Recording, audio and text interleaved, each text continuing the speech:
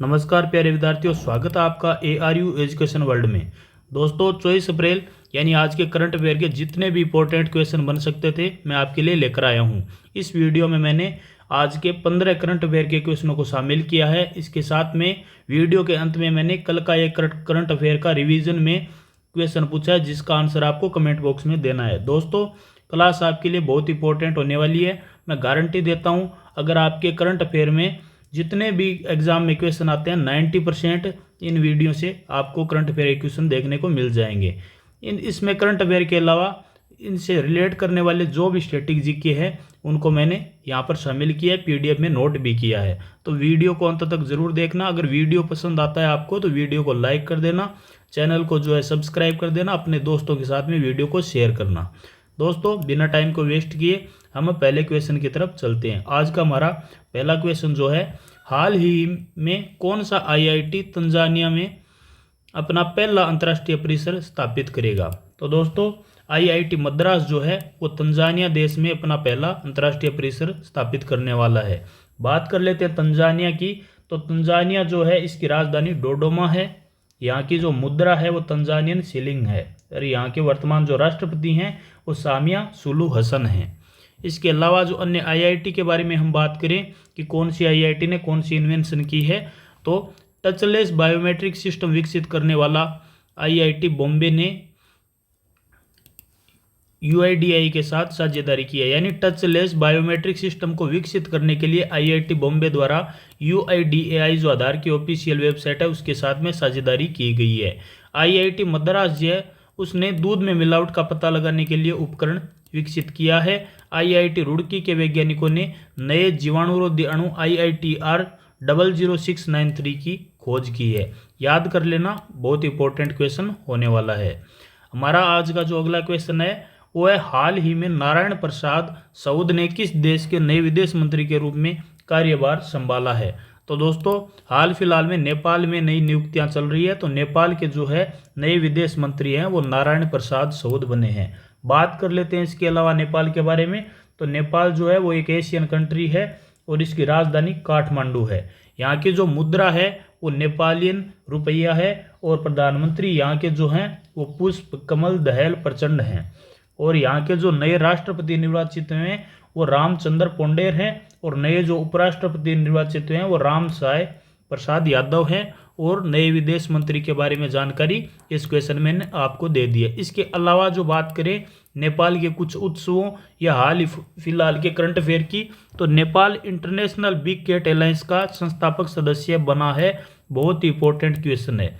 International Big Cat Alliance क्या है, तो इसमें बिग कैट बड़ी साइज की जो बिल्लियां होती है उसकी प्रजातियां होती है, 7 प्रकार की प्रजातियों को संरक्षित करने की पहल की गई है।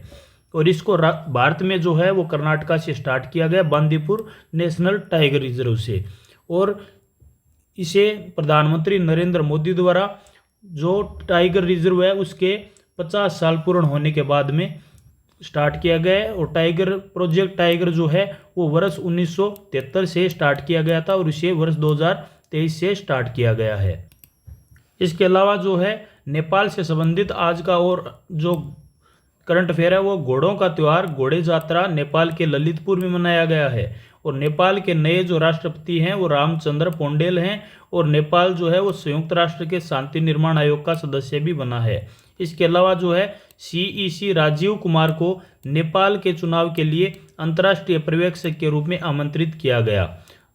जो अंतर्राष्ट्रीय पर्यवेक्षक कौन है, ये होते हैं वो इंटरनेशनल सुपरवाइजर होते हैं जो चुनावों पर निगरानी रखते हैं।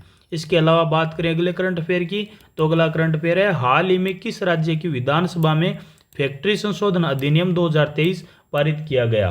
तो दोस्तों तमिलनाडु के विधानसभा उसमें फैक्ट्री संशोधन अधिनियम है वो पारित किया गया है। इसके अलावा बात कर लेते हैं तमिलनाडु की। तो तमिलनाडु की जो राजधानी है वो चेन्नई है और यहाँ के जो मुख्यमंत्री हैं वो MK स्टालिन हैं और यहाँ के जो वर्तमान गवर्नर हैं वो RN रवि हैं। इसके अलावा बात करें तमिलनाडु के वर्तमान जो हाल फिलहाल के करंट अफेयर है उनकी, तो वो इस प्रकार से हैं। तमिलनाडु के कम्बुम अंगूर को वो GI टैग मिला है। और तमिलनाडु के राज्यपाल ने ऑनलाइन जुए पर प्रतिबंध लगाने के लिए विधेयक को मंजूरी दी है। अशोक लेलैंड है, उसने तमिलनाडु में all women production line launch की है और भारत का पहला हाइब्रिड रॉकेट चेंगलपट्टू तमिलनाडु से लॉन्च किया गया। इंपॉर्टेंट है, आपको याद रखना है, ये सभी इंपॉर्टेंट होने वाले हैं। हमारा आज का जो अगला क्वेश्चन है, हाल ही में भारतीय सेना ने सैन्य कर्मियों को चीनी भाषा का प्रशिक्षण देने के लिए किस यूनिवर्सिटी के साथ में समझौता किया है? तो जो है भारतीय सेना है वो अपने सैनिकों को जो है वो चीनी भाषा का प्रशिक्षण देना चाहती है और इसके लिए इसने तेजपुर यूनिवर्सिटी के साथ में समझौता किया है। इसके अलावा बात करें अगले करंट अफेयर की, तो आज का अगला करंट अफेयर है, हाल ही में किस देश में जीत गड्डी पर्व मनाया गया है? तो जीत गड्डी पर्व जो है वो नेपाल में ही मनाया गया है। अगला जो हमारा करंट अफेयर का क्वेश्चन है, हाल ही में भारत सरकार ने कहां पर 4G मोबाइल टावर राष्ट्र को समर्पित किए हैं? तो दोस्तों पूर्वोत्तर भारत का जो अरुणाचल प्रदेश स्टेट है उसमें भारत सरकार ने 4G टावर लगाने और 4G नेटवर्क सर्विस है उसको विस्तार रूप देने के लिए 7675 करोड़ रुपए की लागत से 3721 गांवों में 4G टावर लगाने की जो है वो प्लानिंग की है। इसके अलावा बात करें अरुणाचल प्रदेश की, तो अरुणाचल प्रदेश की जो राजधानी है वो ईटानगर है। यहाँ के जो वर्तमान मुख्यमंत्री हैं वो पेमा खांडू हैं और यहाँ के जो राज्यपाल हैं वो KT पटनायक हैं। इसके अलावा बात करें अगले करंट अफेयर की, इससे पहले बता दूं जो अरुणाचल प्रदेश में हमारे प्रधानमंत्री जी, गृह मंत्री जी के द्वारा क्या क्या उद्घाटन किस किस चीज़ की आधारशिला रखी गई है। तो गृह मंत्री अमित शाह ने अरुणाचल प्रदेश में वाइब्रेंट विलेज प्रोग्राम लॉन्च किया है। तो दोस्तों वाइब्रेंट विलेज प्रोग्राम क्या है?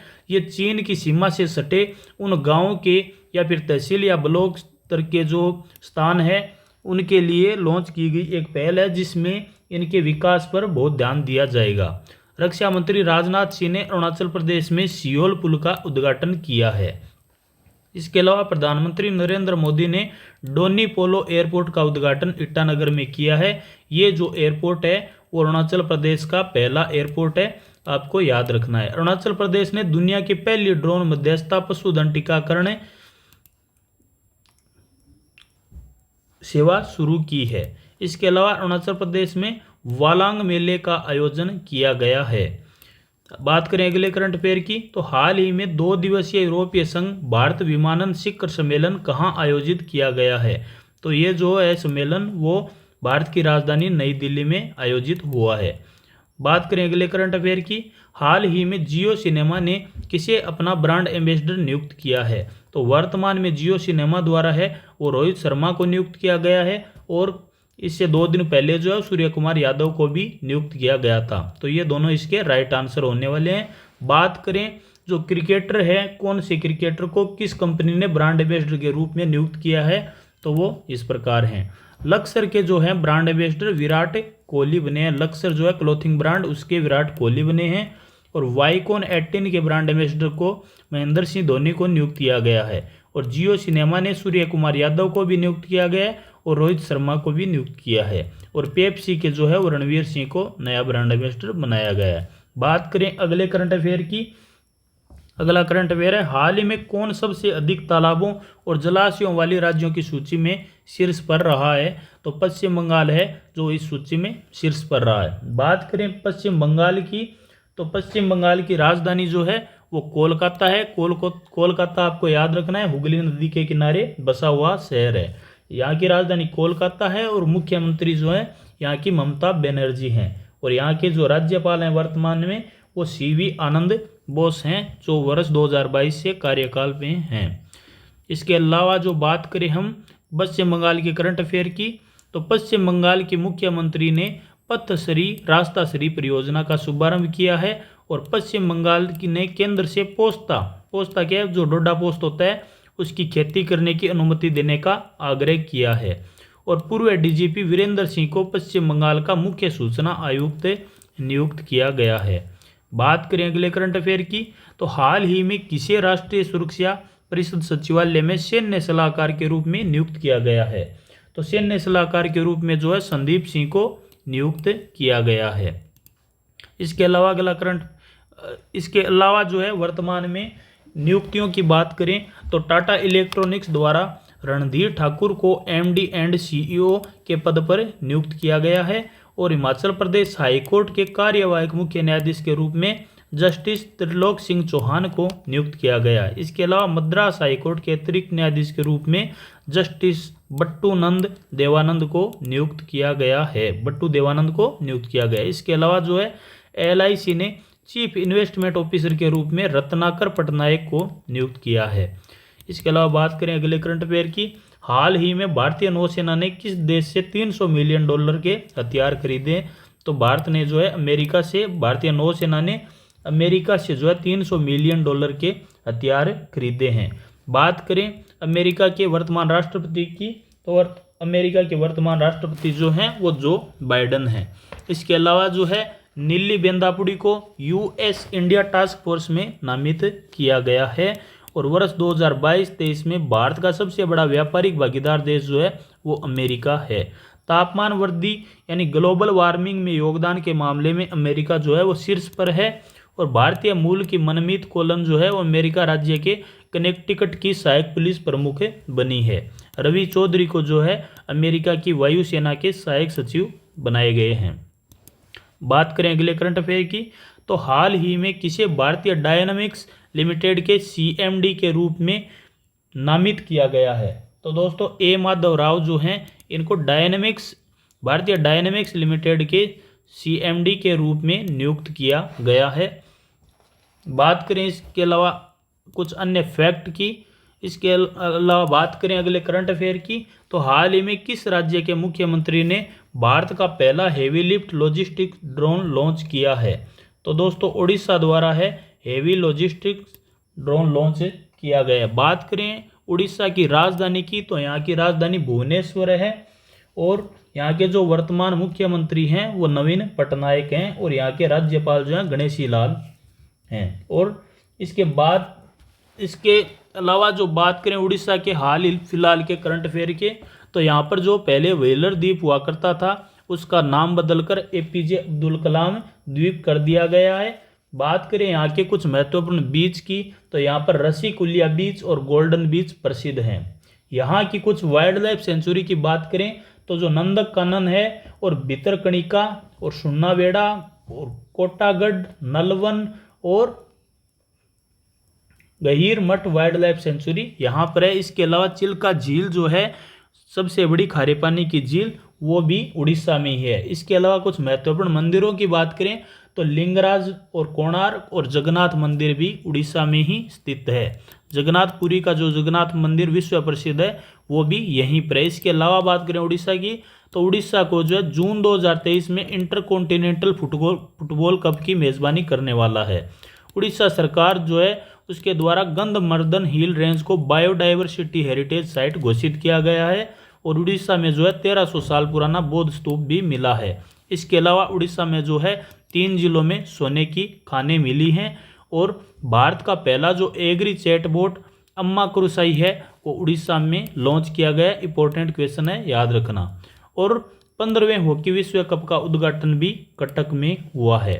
बात करें अगले करंट अफेयर की, तो हाल ही में किस भारतीय अमेरिकी को यूएस में deputy under secretary of defence से नियुक्त किया गया है? तो दोस्तों यूएस में जो है deputy under secretary of defence जो है वो राधा अयंगर पलम्ब को नियुक्त किया गया। तो ऑप्शन सी राइट आंसर होने वाला है। इसके अलावा जो बात करें अगले करंट अफेयर की, तो हाल ही में विलियम शेक्सपियर की जयंती कब मनाई गई है? तो आपको पता होगा विलियम शेक्सपियर की जयंती जो है 23 अप्रैल को मनाई जाती है। इसके अलावा बात करें हम अप्रैल महीने के आज तक के जितने भी महत्वपूर्ण दिवस है उनकी, तो एक बार में ब्रीफ रिवीजन कर लेते हैं। 1 अप्रैल को जो है आरबीआई का स्थापना दिवस और उत्कल यानी उड़ीसा दिवस मनाया जाता है और 2 अप्रैल को विश्व ऑटिज्म जागरूकता दिवस मनाया जाता है। 4 अप्रैल को जो है वो अंतर्राष्ट्रीय खान जागरूकता दिवस मनाया जाता है। 5 अप्रैल को अंतर्राष्ट्रीय समुद्री दिवस और अंतर्राष्ट्रीय विवेक दिवस। 6 अप्रैल को जो है विकास और शांति के लिए अंतर्राष्ट्रीय खेल दिवस। 7 अप्रैल को जो है विश्व स्वास्थ्य दिवस और 10 अप्रैल को विश्व होम्योपैथी रोग दिवस मनाया जाता है और 11 अप्रैल को राष्ट्रीय सुरक्षित मातृत्व दिवस और विश्व पार्किंसंस दिवस मनाया जाता है। 12 अप्रैल को जो है मानव अंतरिक्ष उड़ान का अंतर्राष्ट्रीय दिवस, और 14 अप्रैल को जो है विश्व चग्गास रोग दिवस मनाया जाता है। 15 को विश्व कला दिवस, और 16 को हाथी बचाओ दिवस, और 17 को जो है विश्व हीमोफीलिया रोग दिवस, और 18 अप्रैल को विश्व विरासत दिवस मनाया जाता है। 19 अप्रैल को जो है विश्व लिवर रोग दिवस, और 20 अप्रैल को चीनी भाषा का दिवस मनाया जाता है। और इसके अलावा 21 अप्रैल को राष्ट्रीय सिविल सेवा दिवस, और 22 अप्रैल को विश्व पृथ्वी दिवस, और 23 अप्रैल को मैंने आपको करा दिया विलियम शेक्सपियर की जयंती मनाई गई है। ये थे आज के हमारे करंट अफेयर के महत्वपूर्ण प्रश्न।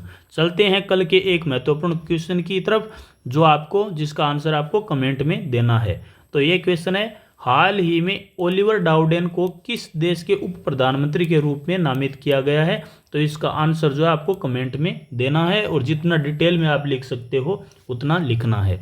ये थे दोस्तों आज के महत्वपूर्ण करंट अफेयर। अगर वीडियो आपको पसंद आया है तो वीडियो को लाइक करना मत भूलिएगा। अगर आप यहाँ तक वीडियो देखने पहुँच गए हैं तो आपका बहुत बहुत आभार। हमारे चैनल को सपोर्ट बनाए रखिए और चैनल को सब्सक्राइब कर लीजिए ताकि दिल्ली के जितने भी करंट अफेयर हैं आपके पास में नोटिफिकेशन उनका पहुंच सके। इस वीडियो का जो प्री पीडीएफ है उसका लिंक मैंने वो डिस्क्रिप्शन में दे दिया है। आप टेलीग्राम ग्रुप को ज्वाइन कर लेना और वहां से आप पीडीएफ को डाउनलोड कर लेना। मिलते हैं दोस्तों कल की वीडियो में, तब तक के लिए बाय, जय हिंद।